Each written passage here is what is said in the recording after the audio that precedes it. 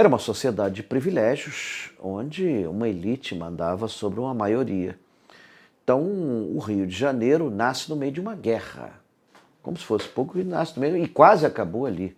O próprio governador Estácio de Sá foi vítima, foi a última vítima dessa guerra, né? Na última batalha, ele leva uma flechada no rosto. Ele ia tomar o que hoje é o Morro da Glória, era o Morro do Uruçu-Mirim, onde estava uma fortificação francesa. Ele leva uma flechada no rosto e vem a falecer depois. Portanto, morria assim, de forma dramática, o fundador do Rio de Janeiro. E também teve a primeira morte carioca, né? Morreu de uma flecha perdida numa briga pela posse de um morro.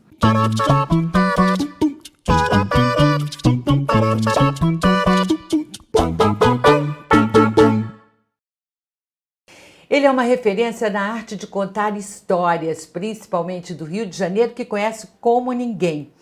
Faz visitas guiadas concorridíssimas até cemitérios e se tornou um carioca bem popular com um programa de rádio sobre a cidade. Ele é o historiador Milton Teixeira. Muito obrigada por nos receber. Era você. Milton, visita guiada a cemitério existe no mundo inteiro, não é? No de Paris, do Père Lachaise. É assim, um programa turístico concorridíssimo. Né? Agora, eu quero perguntar para você, antes de saber como são essas visitas, o que as pessoas vão buscar quando elas querem fazer um passeio no cemitério? É arte funerária ou é mesmo os mortos, saber as histórias dos mortos célebres? Bom, primeiro quebrar um paradigma antigo, né? As pessoas têm uma rejeição a cemitério no Brasil muito forte. O amor do brasileiro pela vida é de tal forma que ele rejeita o cemitério. Eu procuro mostrar que o cemitério é um local de encontro.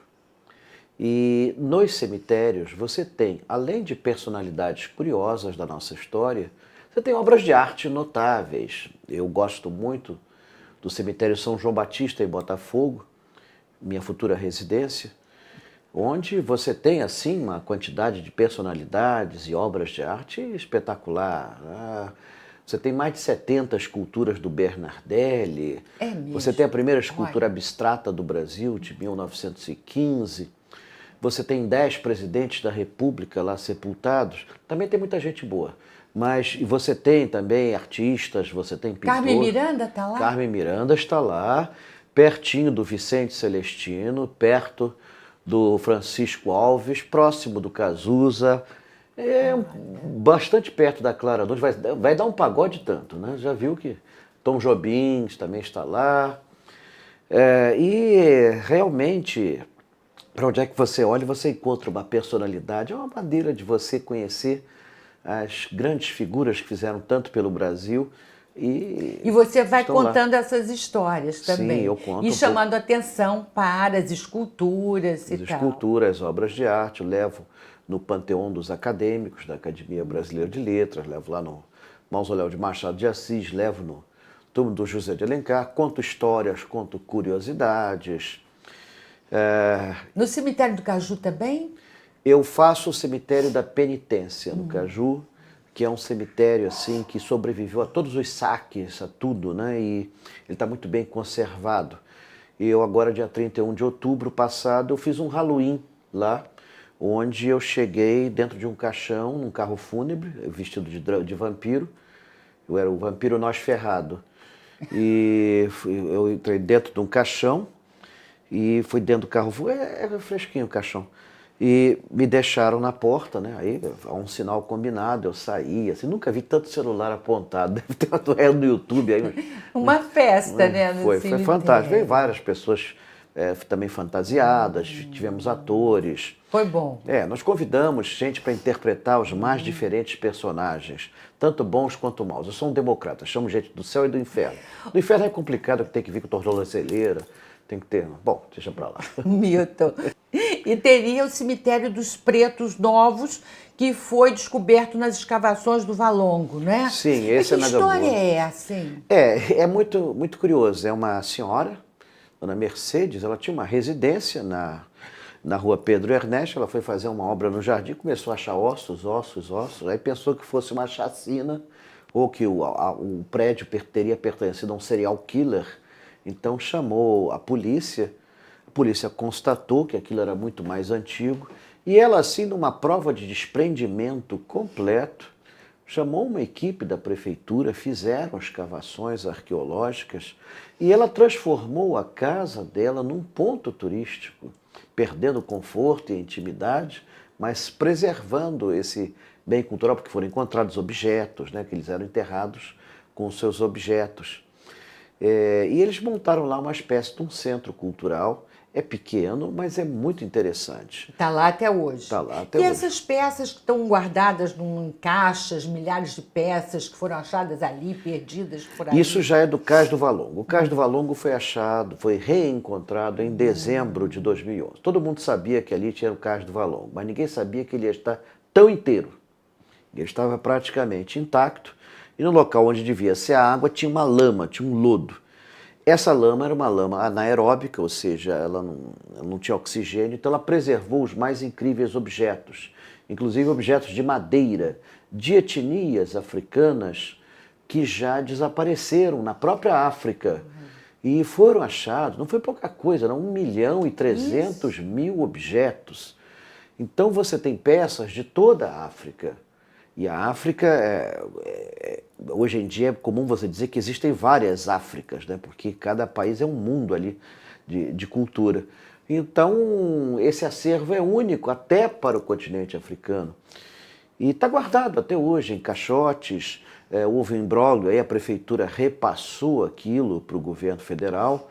Há uma promessa de expor aquilo no Museu Nacional? Não, o Museu Nacional não, por enquanto nem se pensa nele, mas naquele galpão ao lado, que é onde funciona a Ação pela Cidadania, que é um galpão de 1884 e que era feito para guardar café, e era dentro d'água, só que ele agora está incorporado à malha urbana do Rio de Janeiro pelos aterros ali sofridos. E é um galpão todo de tijolos feito pelo André Rebouças, engenheiro.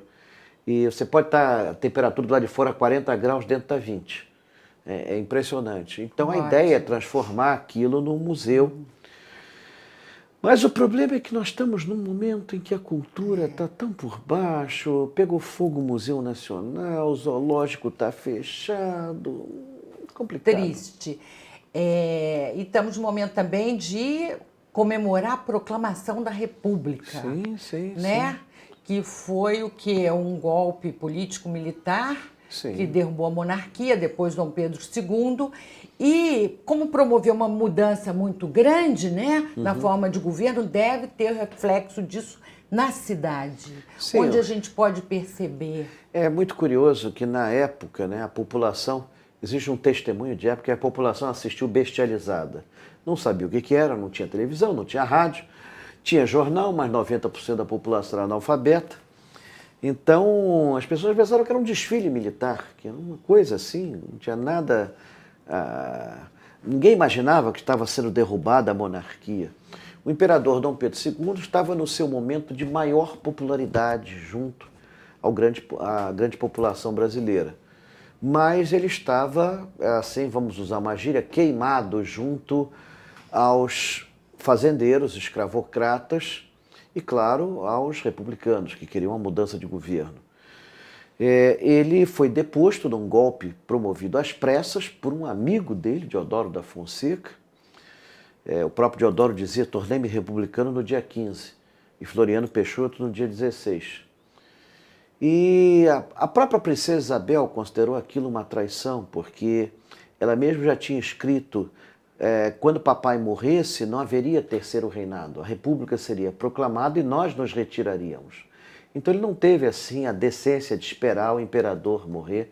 Ele vai morrer em Paris aos 66 anos, a 5 de dezembro de 1891. A única coisa que ele pediu de luxo foi um travesseiro com terra do Brasil, que ele queria repousar sobre a terra brasileira. E a República, de que forma marcou a cidade, procurou marcar, e que esforço fez para marcar, já que o povo não estava mesmo, não foi propriamente um trauma, né, para o brasileiro? A República foi tudo menos uma república. Para se ter uma ideia, na época do Império, 11% da população votava. Pode parecer pouco em nossos dias, mas era o que na época se votava na Itália na França, na Inglaterra, países que têm experiências democráticas muito anteriores a nós. E com a República, esse índice de votantes cai para 2,1%, ou seja, a população foi totalmente excluída das decisões governamentais. O povo era carneiro de batalhão que deveria obedecer às ordens e tudo mais. E o governo fazia o que queria e bem entendia. Durante anos se discutiu se o governo devia cuidar, por exemplo, da educação pública.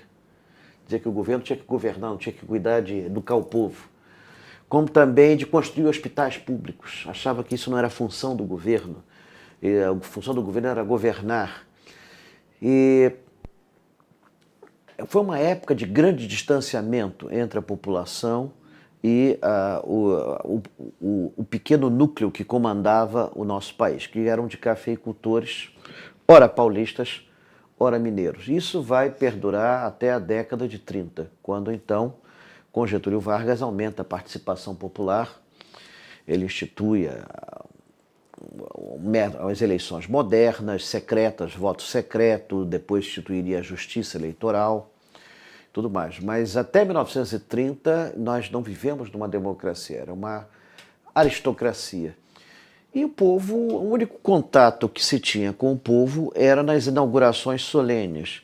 Por exemplo, 15 de novembro se inaugurava tudo aqui no Rio de Janeiro para fazer festa para o povo ir, né? Então, 15 de novembro de 1905 foi inaugurada a Avenida Beira-Mar, a Avenida Central, que hoje é a Avenida Rio Branco. Era nessas festas públicas que o governo mantinha contato com a população. É muito engraçado, até para inaugurar um chafariz, às vezes, ia o presidente da República e os ministros. Era o único contato que se tinha. Realmente, as eleições eram fraudadas, o voto vinha impresso nos jornais, você tinha que comprar o jornal, recortar e mandar pelo correio. Não precisa dizer. E como era a capital da República, né, antes capital do Império, tudo acontecia aqui. Sim, aqui era o centro, foi a corte, agora era a capital federal. Havia um grande orgulho em torno disso, né? A cidade foi remodelada pelo Pereira Passos para mostrar ao mundo que nós tínhamos aqui uma grande civilização, né? Foram demolidos os casarões coloniais e feitos prédios assim de cunho francês, né? Palácios de granito. A pobreza foi expulsa do centro para a Zona Norte ou para os morros. A Zona Sul tinham as mansões, os palácios. Botafogo era só palácio, de cabo a rabo. Toda a orla de Botafogo era de palácio. A Rua São Clemente ainda tem alguns ainda de pé. Eram os mandatários da nação. Em Copacabana ficavam os comerciantes enriquecidos. Então era isso o Rio de Janeiro. E na Zona Norte era a pobreza, era a simplicidade. E você tinha o gueto negro e o gueto judaico ali na Praça 11. Então você tinha essas divisões. E qual é a curiosidade maior das pessoas em relação aos bairros, hein? Copacabana tem um passeio que é muito concorrido, que é para visitar ou para apreciar dos prédios Art Deco, né? Por que Copacabana tem esse acervo arquitetônico Art Deco, Copacabana, esse conjunto arquitetônico? Quando foi aprovada a primeira lei de construção de casas de apartamentos, que hoje a gente chama prédios, né? Copacabana ainda era grande parte um areal, principalmente o trecho correspondente ao posto 3, posto 4. Ali o único prédio alto era o Copacabana Palace, e olhe lá. Então surgiram os primeiros prédios altos em Copacabana, geralmente eram de propriedades de portugueses, e alguns deles no estilo Art Deco, que era o estilo que estava na moda, o Cristo Redentor, era a primeira arquitetura moderna, o Cristo Redentor foi feito desse estilo, em Paris estava na moda, né? Na L'Exposition des Arts Décoratifs, surgido após a Primeira Guerra Mundial, um estilo mais simples, que não usava tanta decoração, e que investia nos novos materiais, no concreto, no ferro, no vidro. Então você tinha aqueles prédios com forma de pirâmide. Talvez o exemplo mais icônico seja norte-americano, Empire State. São Paulo seria o prédio do Banespa, em Copacabana seria o edifício Ribeiro Moreira, que em determinada época era tão importante que às vezes o cartão postal mostrava o prédio e não mostrava a praia. Onde é o Ribeiro Moreira? O Ribeiro Moreira é da esquina da Ronald de Carvalho com a praia. Muita gente o chamava de edifício OK, por causa da loja que tinha na base, que era um restaurante que pertencia. Olha o que é a globalização. O prédio pertencia a um português, feito por um italiano, no estilo Art Deco francês. No térreo tinha uma loja chamada OK, que pertencia a um austríaco. Sei que é globalização, o resto é Sabe conversa. tudo. Olha, nós estamos em Botafogo, nesse seu apartamento lindo, cheio de obras, quadros lindos. Nossa, preciosidades. Tem objetos fantásticos aqui. E Botafogo sempre me lembra, agora, depois que a minha neta nasceu, que tem 6 anos e meio, uma coisa engraçada, porque ela morre de rir desde pequenininha quando se diz, vamos a Botafogo. Ela, Botafogo, como é Botafogo? Eu já li várias versões do nome, de por que o nome é Botafogo, mas você deve ter, assim, a mais plausível. Foi o segundo proprietário dessas terras, João Pereira de Souza, era um alentejano de Elvas. Ele fugiu de Portugal por não pagar suas dívidas. E aqui no Brasil ele foi juiz. Pois é, ainda bem que isso é muito atrasado, muitos anos atrás, isso século XVI. E ele esteve na fundação do Rio de Janeiro, participou da fundação junto com Estácio de Sá, e ele compra em 1590 essas terras aqui. Antes pertencia a um cidadão chamado Antônio Francisco Velho, que era um amigo do Estácio de Sá, e que foi o primeiro sequestrado da cidade do Rio de Janeiro. Os índios sequestraram ele e exigiram um resgate. Então, e o Francisco Velho deu o primeiro nome português, Enseada de Francisco Velho, não ia ficar bonito. Aí em 1590 ele compra, e é isso. Por que Botafogo? Botafogo porque ele era artilheiro, ele era o que acendia o polvorinho do canhão, né? Quando você montava o canhão, você botava a pólvora, botava a estopa, botava a bala, todo mundo se mandava, aí vinha um cara para acender. Só esse cara devia estar devendo alguma ao comandante, porque era o cara que explodia aquilo com uma facilidade muito grande. Então era o Botafogo, era o Botafogo. Existem várias famílias com esse nome, Botafogo, pelo mundo. Não quer dizer que sejam todos parentes, é que exerciam essa função. Entendi, ótimo. Você falou do primeiro sequestrado no Rio. Foi quando isso? Em 1566, o Antônio Francisco Velho era amigo do Estácio de Sá, era mordomo da confraria de São Sebastião. Ele foi no mato apanhar madeira para fazer a primeira capela de São Sebastião, que é o padroeiro do Rio de Janeiro. Ninguém aqui era devoto de São Sebastião. Acontece que o rei de Portugal chamava-se Dom Sebastião, então queria marcar a cidade com um santo com o mesmo nome do rei.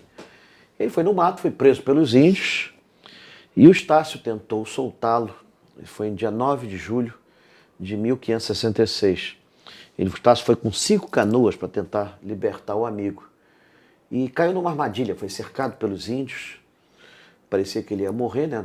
Na cidade não ia existir, mas aí dizem que apareceu nos céus um rapaz de roupa metálica lutando do lado, só podia ser o São Sebastião, né? E vendo essa cena, os portugueses foram à luta e venceram e libertaram Antônio Francisco Velho. Isso é uma balela, né? No século XVII, conta-se, né, que o Frei Vicente Salvador contou a história verdadeira, de que a canoa de munições dos índios explodiu, a esposa do cacique teve um chilique, correu para dentro do mato, o cacique correu atrás da esposa, os índios correram atrás do cacique, os portugueses ganharam a batalha por WO. Como isso não ficava muito bonito, botaram que apareceu São Sebastião no céu e tudo mais, é chamada até hoje Batalha das Canoas, tem quadro disso na Câmara de Vereadores e tudo mais. Mas o que importa é que o Estácio venceu e conseguiu libertar o amigo, ainda bem, porque eu descendo dele também. Você disse num programa de rádio que eu vi, fui fazer uma pesquisa sobre você e eu vi 2 coisas ótimas e uma me chamou a atenção, que foi o fato de o Rio de Janeiro ter, já desde o início, uma história de violência e desigualdade. Sim, bom, era uma sociedade desigual naquela época. A palavra democracia nem sequer cogitava-se a sua aplicação em qualquer país, né? Ela só vai ser contextualizada no século XVII. Era uma sociedade de privilégios, onde uma elite mandava sobre uma maioria. Então, o Rio de Janeiro nasce no meio de uma guerra, como se fosse pouco, e nasce no meio, e quase acabou ali. O próprio governador Estácio de Sá foi a última vítima dessa guerra, né? Na última batalha, ele leva uma flechada no rosto, ele ia tomar o que hoje é o Morro da Glória, era o Morro do Uruçu-Mirim, onde estava uma fortificação francesa, ele leva uma flechada no rosto e vem a falecer depois. Portanto, morria assim, de forma dramática, o fundador do Rio de Janeiro. E também teve a primeira morte carioca, né? Morreu de uma flecha perdida numa briga pela posse de um morro. Então, começou assim. E depois houve uma guerra contra o indígena, essa guerra não foi pacífica. O próprio Anchieta conta que passamos a fio de espada 79 aldeias. Extermínio, uma coisa horrível. A história do Brasil está envolta em sangue. Não adianta tentar fugir desse passado. O que nós podemos fazer é procurar melhorar daqui por diante. Milton, no seu programa de rádio, que tem se tornado cada vez mais popular, as pessoas gostam muito, às sextas-feiras, né? Sim. Na rádio Band News FM. Você consegue, em 2 minutos, contar um episódio importante, né, do Rio de Janeiro, com detalhes todos que são necessários para essa história fazer sentido. Como é que você consegue fazer isso? Dá essa dica de síntese.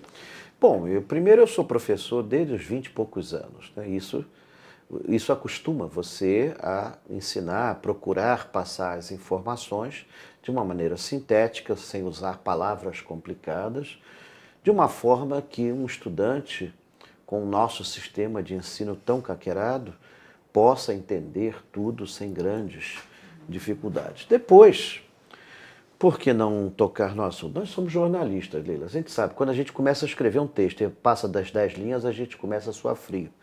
Então, nós temos que ter um poder de síntese para tudo. E tem que capturar a atenção do leitor logo nas primeiras 5 linhas. Exato. Poucas palavras explicando grandes feitos, grandes épocas. Então, aos poucos... É gostosíssimo. Eu ouvi... É fácil. Ontem, estava ouvindo, porque estão na internet, né? Todos, fácil achar. Falar Milton Teixeira, historiador, você vai achar tudo. Até quando eu era magro. E eu fiquei ouvindo a revolta da vacina e me interessou muito porque eu queria que você contasse um pouquinho o que foi e fizesse uma associação com os dias de hoje, que lições a gente pode tirar disso para essa história de combaterem as vacinações no mundo, né? Uma campanha que difama as vacinações feitas por fundamentalistas, naturalistas e tal. Olha, em 1904, quando ocorre a revolta da vacina, o Brasil era outro, o mundo era outro. O nível de informação do povo era outro. Você tinha uma quantidade imensa de analfabetos, você não tinha rádio, você não tinha televisão, os jornais mesmo não se preocupavam em educar a população para a vacinação, para a higiene. E o governo, por sua vez, não tinha nenhuma preocupação em educar, em fazer uma campanha educativa. O governo dava ordem. Quer dizer, todos têm que se vacinar. Quem não quiser, nós vamos ordenar a invasão da sua casa e você vai ser vacinado à força. E não havia nenhuma informação sobre o que era a vacina, havia toda uma série de mitos. Naquela época, os militares eram muito influenciados por uma filosofia chamada positivismo, que não acreditava que a doença pudesse ser transmitida por seres microscópicos. Achava que isso era impossível, né? Que o ser humano não ia ficar doente por causa de seres tão pequenos. Né? Achava que era outro motivo para isso. E também não havia informações sobre a vacina, ainda mais que as informações chegavam pela metade, que a vacina era feita com vírus morto, ou seja, iam injetar o vírus em você. Então, isso criou um pânico generalizado na população, ainda mais forçando, e principalmente as pessoas pobres, né? Somente as pessoas pobres. Elas se sentiram atingidas, já havia uma tensão muito grande na cidade, as reformas feitas pelo prefeito Pereira Passos já tinha tirado milhares de casas, as pessoas estavam sem residência, a cidade estava uma polvorosa, estava todo mundo mudando de lugar, tendo de mudar de profissão, mudar de bairro, então era um momento muito tenso. E isso explode depois que a lei é promulgada, dia 11 de novembro, dia 14, você tem uma explosão de violência nas ruas, como nunca se tinha tido antes. O exército toma partido dos revoltosos, para você ter uma ideia. O próprio presidente esteve para fugir do Palácio do Catete. E foi a muito custo debelada essa rebelião. E a partir dela é que começa uma campanha de educação para a higiene, educação da população, principalmente com Carlos Chagas. Carlos Chagas é que vai fazer folhetos assim ilustrativos, muita gente era analfabeta, tinha folhetos com ilustrações, como você deveria fazer, limpar as mãos, como construir uma privada higiênica, porque tinham casas que não tinham banheiros modernos no sentido estrito da palavra, o banho não estava totalmente disseminado, as regras de higiene eram desconhecidas. Quer dizer, trazendo para o século XXI, a gente ainda tem falta de campanha educativa? Se sente que poderia Sempre tem, mais? sempre tem. Agora o interessante é que na revolta, tanto na revolta de 1904, como nas revoltas que tivemos recentemente na cidade, os alvos principais da destruição foram os símbolos da modernidade, que eram vistos como símbolos da elite que nos oprimia. Então, por exemplo, destruíram os lampiões da Light e os bondes da Light. E quebravam os bancos e os ônibus. Então, você vê que as pessoas atacavam aquelas máquinas que achavam que representavam o poder que nos oprimia. Agora, para você ter uma ideia, em 1904, o povo chegou a resistir por 2 semanas, em trincheiras na zona portuária. Você teve um líder local chamado Preto Prata, ele pegou os postes, pintou de preto, amarrou em carrinhos assim de burro sem rabo e pareciam canhões, ficavam apontados. Por 2 semanas ele conseguiu deter um avanço das tropas do exército. Então foi uma coisa assim, morreu muita gente. E aí veio a vingança implacável do governo, né? Todo mundo que foi preso nas arruaças foi juntado a um outro pessoal que era indesejado na cidade, como capoeiras, como prostitutas, postos em navios e mandados para a Amazônia. Então aproveitou-se que houve essa revolta, vamos prender logo todo mundo, vamos sanear a cidade. Todos os capoeiras, todo vagabundo da Lapa, todo mundo assim, sem emprego, tal, não sei o quê, bota no navio e manda para a Amazônia, lá para os Seringás ou para Cucuí. Daí veio a expressão, foi para as Cucuias. Para as Cucuias. Foi para as Cucuias. Então teve isso também. Então mandamos navios e mais navios com pessoas que eram consideradas pelo governo um mau exemplo de civilidade. Para você ter uma ideia como era uma sociedade. O arbítrio sempre sempre ter protagonismo no Brasil, né? Olha, para você ter uma ideia, o Olavo Bilac, que era um cara assim, ilustrado, gosto muito dele, ele era um gozador, um anedotista, crítico feroz do governo, ele chega a propor à prefeitura que se proibissem pobres de andar na Avenida Rio Branco. Tem muito resquício disso ainda no Brasil, você sente? Acho que o brasileiro tem uma dificuldade de entender igualdade, porque a desigualdade, na sua opinião, graça nesse país. Apesar de haver diminuído nos últimos anos, você ainda tem desigualdades visíveis, né? Eu, quando fiz faculdade, não tinha negros. Agora vamos comemorar, né? Porque são hoje a maioria nas universidades públicas. Não tinha negros. Graças às políticas de cotas. E eu fiz escola pública, o velho primário, no meu primário, os brancos eram todos postos numa turma só. E os negros ficavam em turmas de negros. Eu tive isso aqui na escola 514 Joaquim Nabuco, aqui de Botafogo. Era uma escola estadual, na época era o estado da Guanabara, e tinha-se isso, havia essa separação entre brancos e negros, ainda em pleno 1966, 67. Ali, na escola, você já sabia que ia ser historiador? Eu já era fascinado pela história, era uma coisa lúdica. O primeiro livro de história do Rio de Janeiro eu comprei e li, eu tinha 8 anos de idade, estou com esse livro até hoje aqui. Álbum do Rio Antigo, do Charles Dunlop. E sempre fui um apaixonado pela memória da cidade. Eu procurava ver como é que mudou, né, as coisas, como é que mudaram as partes da cidade, por que isso, por que não se preservou, por que não houve essa preocupação. Sim, porque era um grupo pequeno que decidia tudo sobre a cidade. Então eles decidiam se a cidade ia ser antiga, se ia ser moderna. E aqui no Rio de Janeiro, por ser capital, não, isso aqui tem que ser moderno, tem que ser uma Nova York, tem que ser algo que expresse modernidade, nada de casarões coloniais, isso é feio, isso é velho, Palácio Monro é um horror, o Teatro Municipal é uma droga, e por aí, como eu vi dizer na época. Olha só, Milton, se você não fosse historiador, teria sido o quê? Porque você descende de Tom Jobim, que era não, da Tom sua Jobim família. não, é do Vinícius. Do Vinícius? Vinícius é um contemporâneo nosso, não, dos fundadores da cidade. Tom Jobim foi amigo seu? Foi amigo. E ele brincava muito se eu com for você. ver a árvore genealógica, a árvore ginecológica, tem gente para burro na árvore, assim.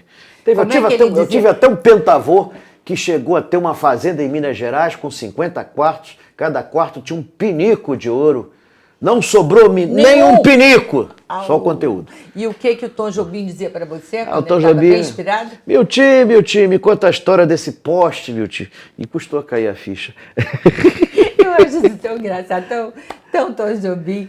Ele era Milton Teixeira, eu poderia ficar conversando com você a noite inteira, mas tem um tempo. Sim. Muito obrigada. Obrigado, Leila. E aí, você também gostou da entrevista, que eu sei. Então dá o seu like, não esquece, dá o seu like, se inscreve no canal e volta na próxima semana que a gente tem sempre novidade para você. Um grande beijo, até lá.